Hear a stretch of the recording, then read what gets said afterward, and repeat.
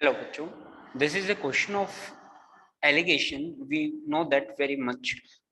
If we combine expenditure and saving, let me take this is saving, it will become income. That particular question is clearly explained in allegation with the detailed method of allegation. Now I have to explain it with the percentage value. Now let me take the percentage method there, in which we can say income is always income equal to the expenditure plus saving, right? You can see 60% a man spend there, 60% spend.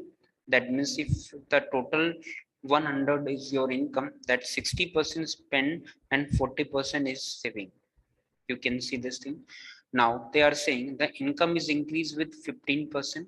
That means it will become 150, and the expenditure also increased by 5%. 5% of this thing is equal to 3. That means it will become 63. Let me take this will increase with x%, like this. You can subtract these value. We know that 115 minus 63, it will become 2, and this will be 552. That means x will be equal to 52 multiply 100 divided by 40. This is cancel out on 4. It will be 1 and 3, right?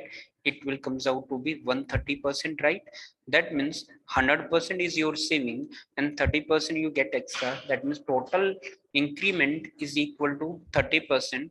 That will be equal to option number first.